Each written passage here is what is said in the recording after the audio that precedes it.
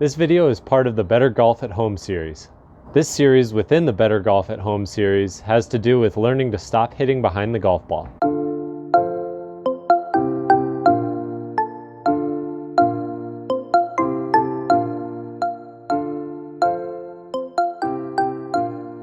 In part 3, I'll offer some helpful training aids as well as drills to help you hone your ability to strike the ball better. Okay, with any of the training aids that we're going to talk about, I would suggest that you start small.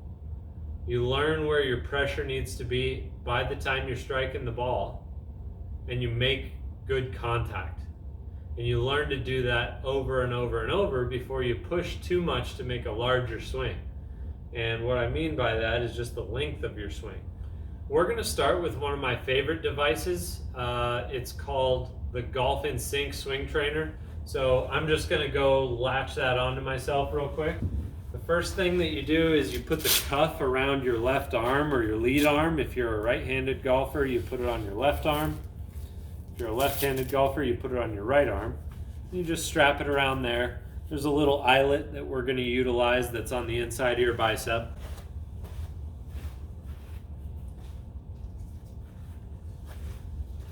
Okay, and then there's a little wing nut that you attach to your golf club about halfway up the club shaft.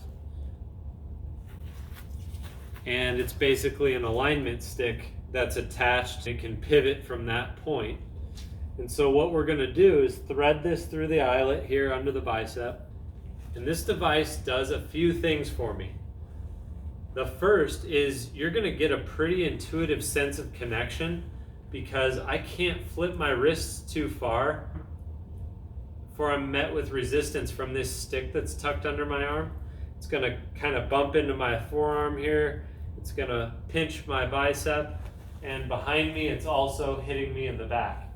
So it's pretty obvious right away that I've got a little movement in my wrists here. I can do a little bit, but at a certain point I'm going to get jammed up and stuck.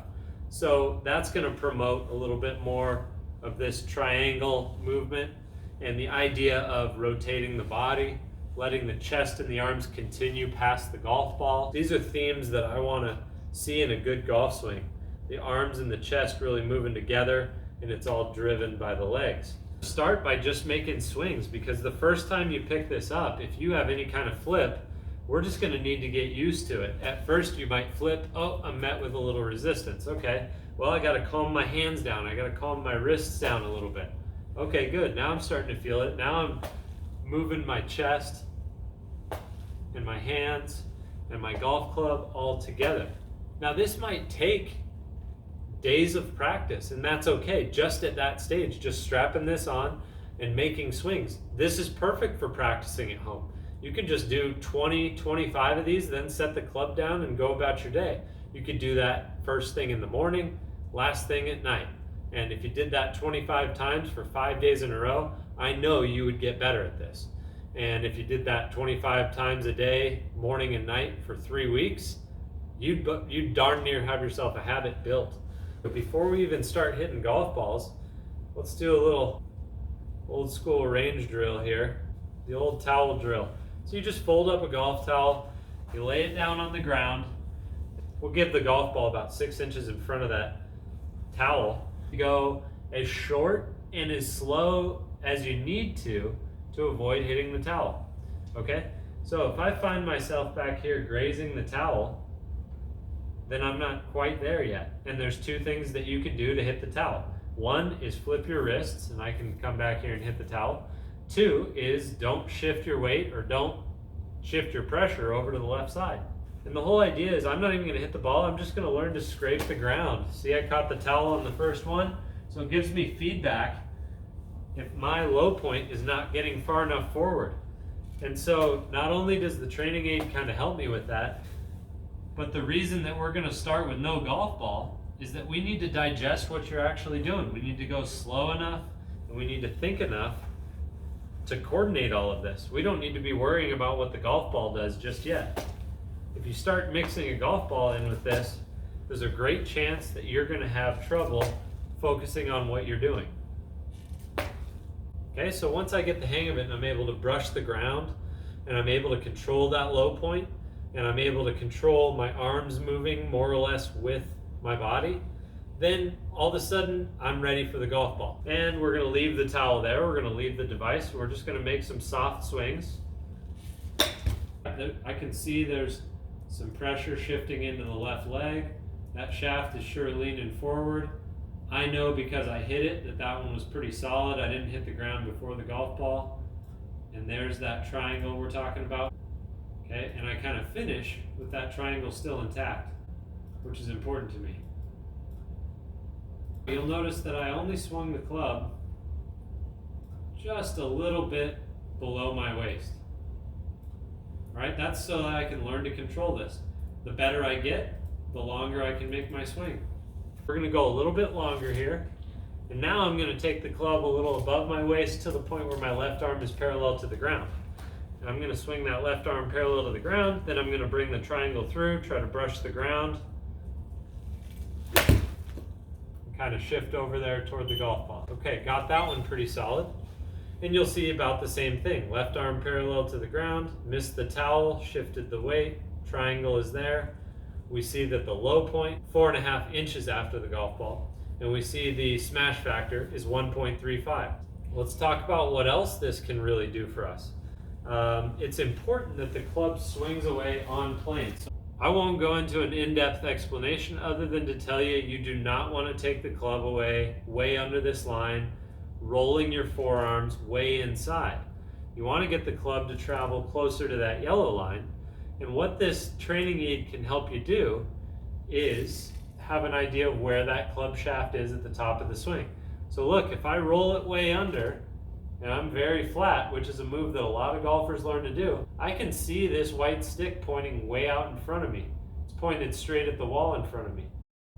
And the resulting action from there is almost always to come over the top, and that's the kiss of death in terms of hitting the ball anywhere long, in terms of drawing the ball, in terms of hitting the ball solidly a lot of the times, and controlling the curve of the ball.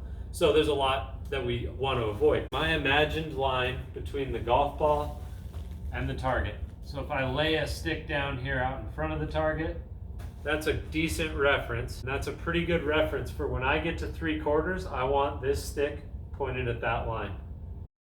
And we take it right up that yellow stick into this position where I've got my club shaft a little more vertical here. It's close to parallel to that primary yellow swing plane line that I've drawn on the screen. I can also see that, so if you can get your club to a good position at 3/4, a lot of good things fall into place on the downswing. All right, so we're basically just taking it up to 3/4 and paying attention to where that club is pointed.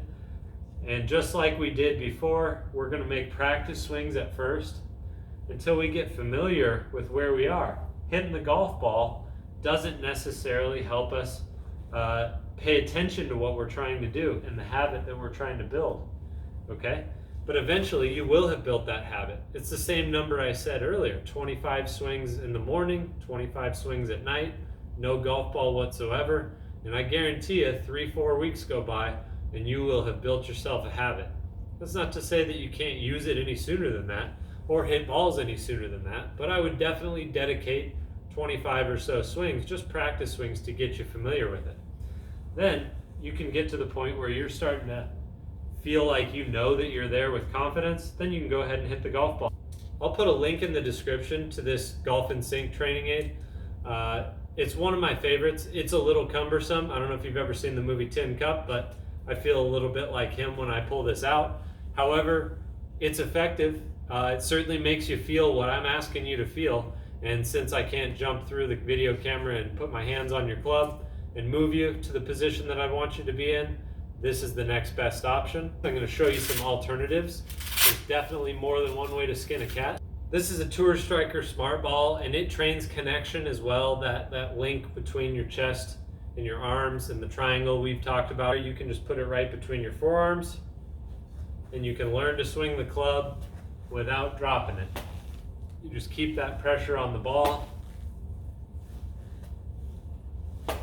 and that keeps you connected. Now, this still gives you a little freedom in the wrists, and people who are particularly handsy I still see are able to get handsy with a Tour Striker Smart Ball. Feel the sequence.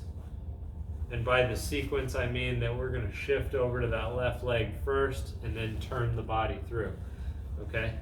So we're just making small swings, shifting and turning through, keeping the arms connected. As you succeed more, I would say 7 or 8 out of 10 is what you're looking for. You want to be able to strike that ball solidly before you move on. And now let's move it to about left arm parallel to arms parallel to the ground again. And we're just going to hit some shots where we're trying to hold that finish, trying to finish in balance. Feel that connection. Feel how your body can support you. The chest can support the arms. And the arms are supposed to stay extended. And that's the idea of all these training aids that we're talking about. That we didn't flip, that we didn't break down and drop the ball. And those things are going to help you ensure solid contact. Okay? I've got another one for you in case you don't like the Tour Striker Smart Ball. This is Callaway's chipsticks. Okay, so this just attaches to the end of your club. This is very easy to put on. Boom, we're done.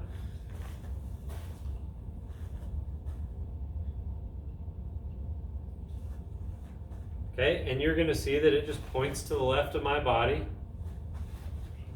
or to the lead side of my body, and it helps me learn that I don't want to flip my wrists. If I do, I'm going to get bruised ribs from this stick just bumping me in the left ribs all the time. And it may even come off the club, okay? So, now the only thing I don't like about this one is it leans the shaft a little bit forward at address. And we don't want that to be a long-term habit for it to be excessively forward, but it still does the trick. And the idea is I move without it hitting me in the left ribs. Okay, and if I can do that versus getting through impact and feeling it smack me in the left ribs, that's the point of the training aid, okay? And I'd say I can still make a swing that goes about to 3/4 as well, left arm parallel to the ground, and still hit a ball. That one smacked me a little bit because I tried to hit it a bit too hard. So this is a good option as well. Before anybody really came out with any of those training aids, we used to use alignment sticks. Okay, so that's just pinching an alignment stick up against the edge of your club, and you become just as aware. The only difference is I can feel the alignment stick here in my fingers, and it kind of messes with my grip a bit, but that's no big deal at all. I can still hit shots and try to avoid hitting my left side, which helps me avoid the flip, and it incentivizes me to turn my body, turn my chest, keep my arms in the club all working together as one. And I can just hit some soft little shots like that. And it's certainly going to help with my low point and with my smash factor. Let's do another one with the towel. An oldie but a goodie. You just put the towel across your chest and up under your front arms. And what I'm really trying to do is feel a connection between my upper bicep and my chest. And I really want to keep that side by side. I want to keep that connection, and I don't want to drop the towel. Now, does that mean that I have to glue my elbows to my ribs and swing like a T-Rex? Absolutely not. I can still be connected. I can get a little separation there between my triceps and my ribs, and yet have connection up here between my biceps and my chest, and still hold that towel and still get the desired effect of this drill. But when you first try to do this and when you're first swinging, it's going to be very easy for you to want to just let those arms swing and drop the towel, either on the backswing, but especially on the follow through. Again, I'm just going to try to hit some short at first. Just hang on to that towel until I start to get the hang of the contact. Essentially what I feel when I'm not hitting it solid is that my legs, my waist needs to move this triangle through impact. And I'd say that's about as long of a swing as I can make, where I'm just a little beyond left arm parallel with this drill and still hold that towel intact. So I think that's another good one where you wouldn't have to go out and buy a training aid. This is a pretty standard golf towel. This is somewhere between a hand towel and a bath towel if you wanted to use something from home. So I thank you for your question. I thank you for viewing this, you guys. I appreciate you supporting the channel, and I hope this is helpful to you. If there's something that you'd like to see a video made on, why don't you leave a comment in the section below, and I can certainly help you with that. Go ahead and let me know what you thought of this video. I'd love to hear your comments and feedback as well. Again, there's so much good content out there. I appreciate you taking your valuable time to watch my content, and to support this channel means a lot to me. So thank you for that. Make sure that you watched all 3 videos in this series to make sure that you can stop hitting behind the ball. A link to the playlist should start to appear on your screen right about now. As always, I appreciate you taking your valuable time to watch my content. I hope this was helpful to you. Feel free to leave a comment below. Don't forget to hit the like button and subscribe with notifications so you don't miss any videos coming out soon. Take care.